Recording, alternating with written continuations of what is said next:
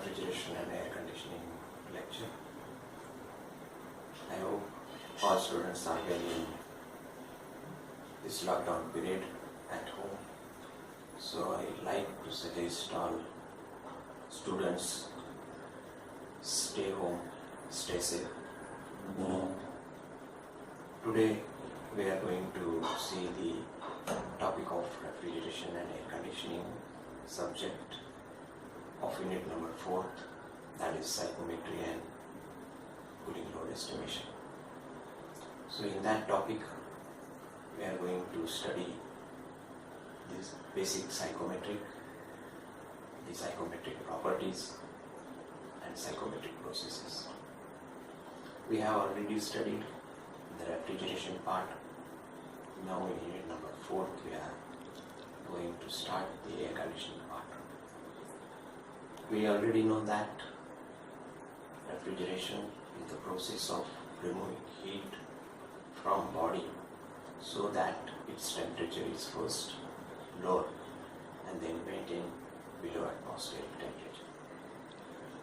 While the air conditioning is the simultaneous control of air temperature, humidity and air movement along with the purity of air. So when we go for the design analysis of air conditioning, then it is very important to study the basic fundamentals of air conditioning. And the fundamental of air conditioning is based on your basic topic of psychrometry. So today we will start the topic of psychrometry and psychrometric properties and psychrometric process.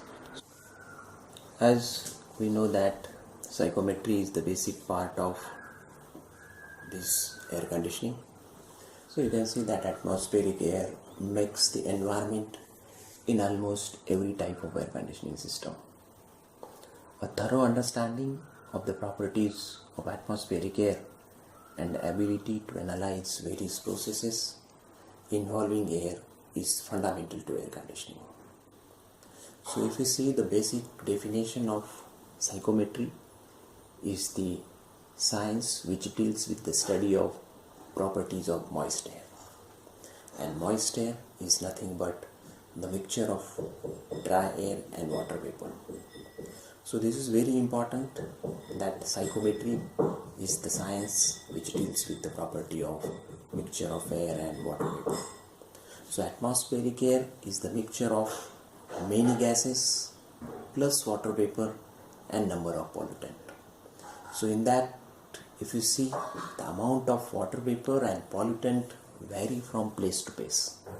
But if you see your many gases, that includes in the atmospheric air number of gases, that is called as your dry air. So dry air, moist air and the saturated air, these are the 3 types of important airs which are going to study in the basic air conditioning system. So if you see the basic terminology in psychrometry, then this dry air, moist air, saturated air, dry bulb temperature, wet bulb temperature, wet bulb depression, dew point temperature, specific humidity, absolute humidity, relative humidity, enthalpy of air. So these are the basic terminologies and the basic psychrometric properties.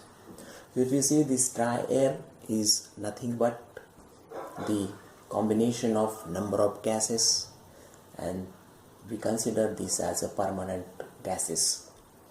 And moist air is the mixture of the dry air plus water vapor. So moist air is very important in the basic analysis of air conditioning. So saturated air, if you consider that dry air is having moisture content in it, so this moisture content may vary. So this variation of moisture content is from 0 to maximum. As this moisture content goes on increasing, then it goes increasing from 0 to maximum level. So the air which contains maximum amount of water vapor is called as saturated air. So these three types of airs are very important, that is dry air, moist air and saturated air. If you see the basic psychometric properties, then in that first, that is dry bulb temperature. It is the temperature measured by the ordinary thermometer, that called as dry bulb temperature. So dew point temperature, it is the temperature at which the condensation of water vapor containing in moist air starts. So dew point temperature is the temperature at which the condensation of moisture starts. Wet bulb temperature is the temperature which is measured with the help of thermometer whose bulb is covered by a wet wick. So these three temperatures are very important in air conditioning. So next property of psychometry, that is wet bulb depression, is the difference between the dry bulb and wet bulb temperature. The dew point depression is the difference between the dry bulb and dew point temperature.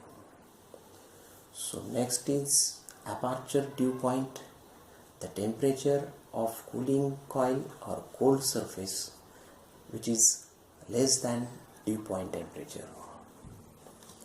The next property is specific humidity or humidity ratio or moisture content. If you see the ratio of mass of water vapor to the mass of dry air in a given volume of mixture, is called as humidity ratio or specific humidity or moisture content, and it is denoted by small omega. So omega is equal to mass of water vapor mv m suffix v divided by m suffix a, that is mass of dry air. Next one is degree of saturation, the ratio of specific humidity to the specific humidity of saturated air at a given temperature is called as degree of saturation. So that is denoted by mu is equal to omega divided by omega suffix x. The next property is enthalpy of moist air. According to Gibbs law, enthalpy of moist air is the summation of enthalpy of dry air and water vapor. So as we know that moist air is the combination of dry air and the water vapor or moisture content. So H is equal to HA plus omega into HV. So these are the all basic properties of psychometrics. So next one is the psychometric chart. So with the help of psychometric properties and the basic correlations of psychometry, we can find out different properties of psychometry. But the basic fundamental which is required for finding the psychometric properties is we must know any two psychometric properties along with the barometric pressure or the total pressure. So once you know any two properties, then you can easily calculate the different psychometric properties with the help of basic correlations of psychometry.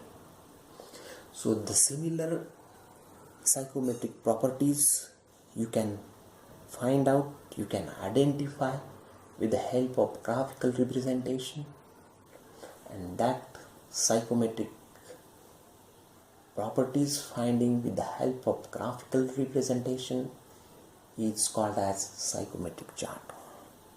So psychometric chart gives the graphical representation of thermodynamic properties of moist air.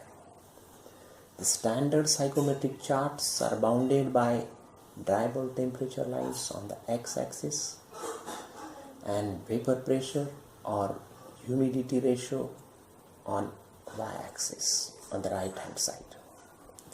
The left hand side of psychrometric chart is bounded by the saturation line.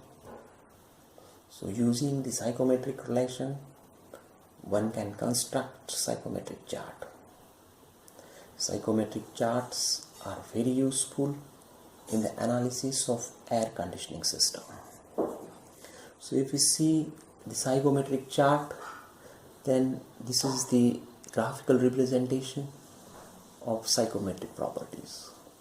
So we have already studied the basic definitions of dry bulb temperature, wet bulb temperature, and specific humidity, relative humidity. So these are the properties of your psychrometric.